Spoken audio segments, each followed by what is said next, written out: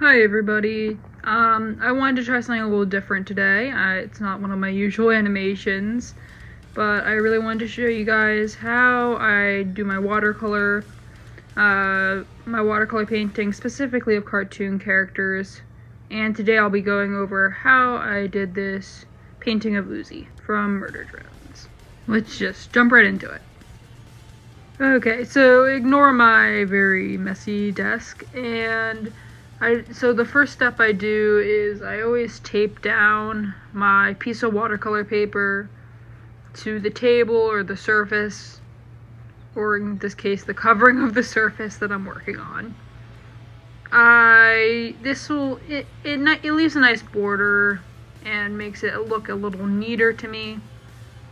And another little tip I have is I use painter's tape. The best painter's tape is the beige, brownish tan color. It has less influence on what colors you'll pick for your painting. Well, this blue that I'm using here makes your brain a little biased.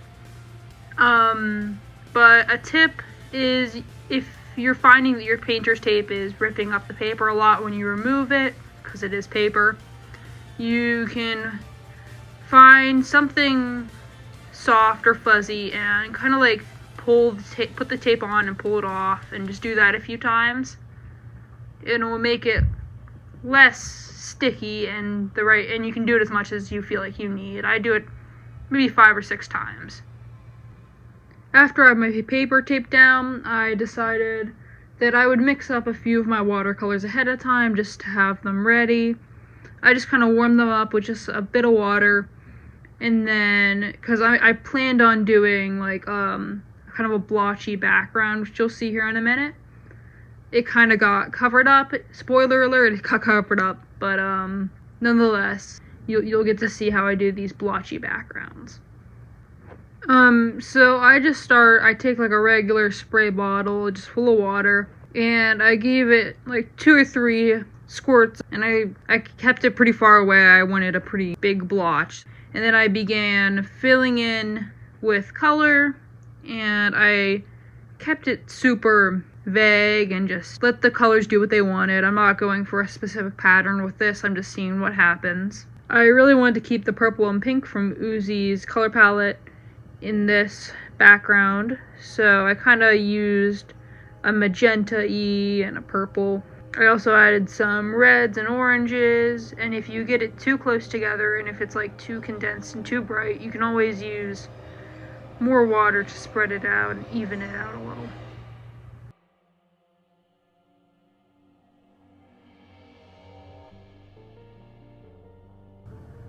I added a few splashes and splotches with the brush, and just kind of like flicked it, a real quick flicking motion downwards to give it these little splattery effects. I also used my hand a bit just to splatter it a little extra, just give it a few gentle taps to add little splashes.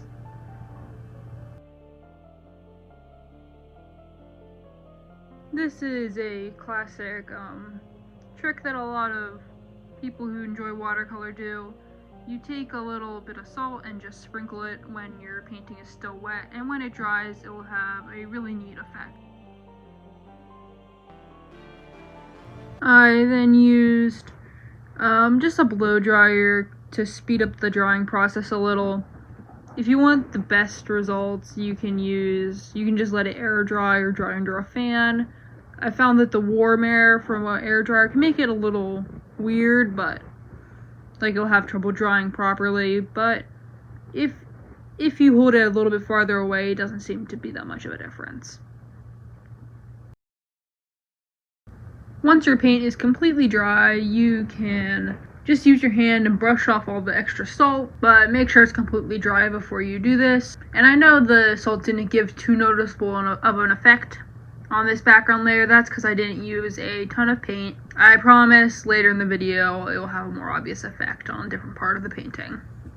Now that we are done with our background for now, I will move on to the sketch of Uzi. And for a reference, I picked this picture of her from the episode Cabin Fever. I quite like this picture. I think it's pretty cool. What I have found doing sketches for watercolor paintings is that you'll start with a sketch and then you don't like it. So you erase it, you go again and again and again until you get something you like usually. But the issue is you'll have, when you go over it with paints and even at the end, you'll have ghosts of those previous sketches lurking behind you. So what I do is I will sketch on a separate piece of paper. So we're going to lay something down here, just like just a sketchbook to cover it up for now.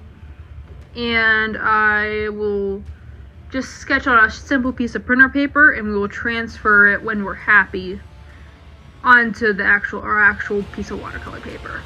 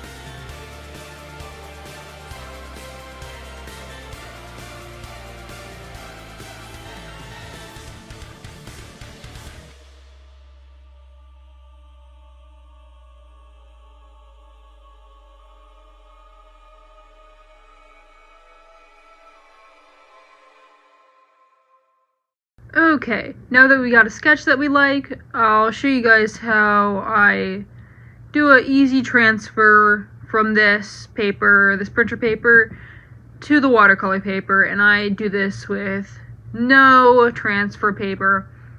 I found this method works pretty well when you don't feel like going out or ordering out on Amazon. So I will just flip it over and scribble. So anything I want to transfer, I have to color the back of. And I'll just scribble all over it. After the back of our sketch is thoroughly scribbled, I remove the sketch pad I put between them and place the sketch scribble side down onto my watercolor paper.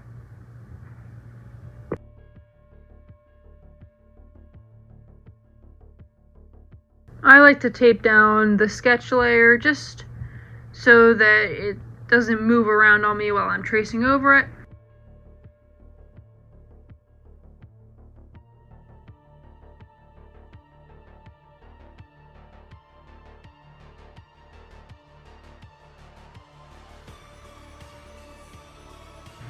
And then the way I transfer it is I just find a dull pencil. A sharp pencil will make it really tough for you.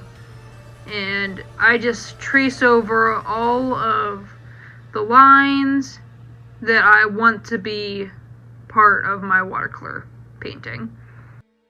And this will transfer the graphite from the back of the sketch layer to the actual painting.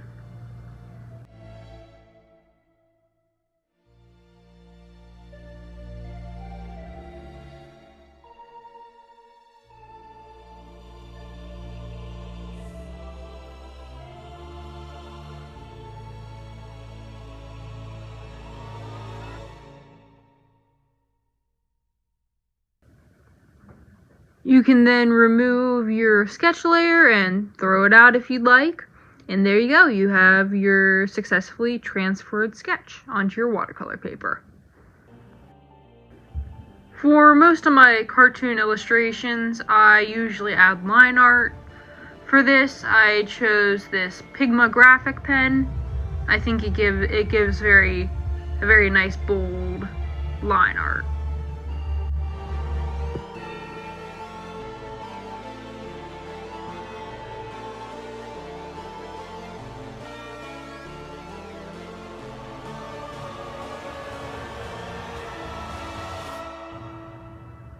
Sorry if the audio sounds a little weird, it started raining, but I can't get off that murder drone's grind. So once I have all my line art done, and I'm happy with it, I can begin painting. I really like using line art for both beginners and for cartoons because it's very much like markers where you just fill in the places you want and you can add extra stuff in those spaces if you'd like. Such as I will add some salt to the hair just to give it a little more interesting texture.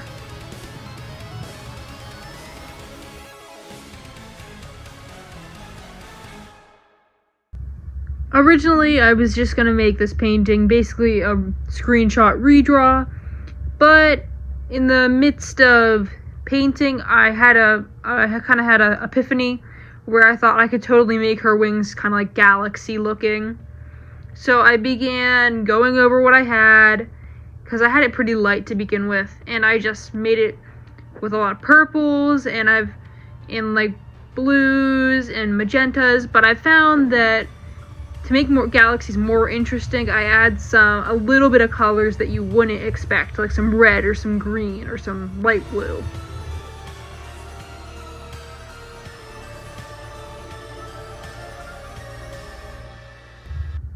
Once I have my first coat down, I will begin with going in with some shading, just a very light coat of some dark blue, black, and purple. And I'll just go over all the areas that need a little bit of shading, and I did cell shading on this. So that, if you don't know what that is basically where rather than blending out and making a gradient from darker to lighter, it's more like chunks, where it starts with a chunk of darkest color and then a chunk of lighter color and then a chunk of lighter color, but I just did a dark and a light cutoff. I'll put an example on screen.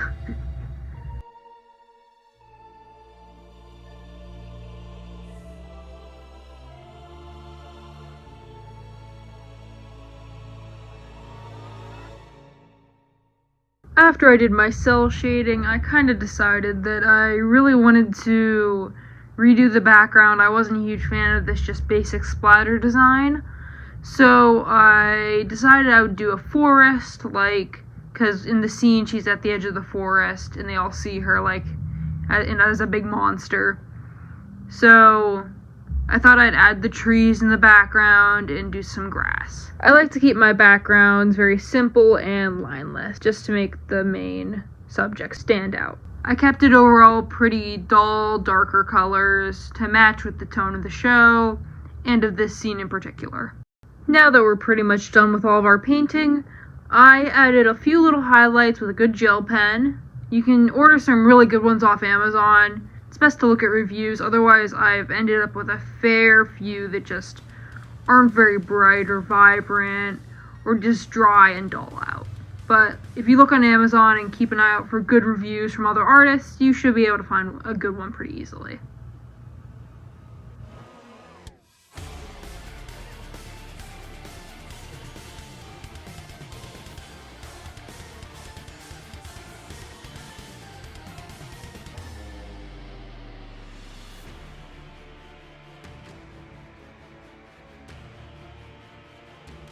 Once I was done with highlights, I knew what I had to do. I had to add stars to the wings. So I did all different shapes, and the hard part with stars is that a lot of people just make them too even and do a very noticeable pattern with their stars. So I recommend just doing a few here, a few there, or just being sure that they're not completely equally spaced. They look very mechanical then. I also added some shooting stars, just to add a little something different. And that's pretty much it. I'm very happy with how this painting turned out, and I hope you enjoyed the video as much as I enjoyed making it. If you are interested in me selling this as a print, let me know in the comments below, and I'm gonna try to set up an imprint shop soon. So let me know your opinions on that. Have a wonderful day.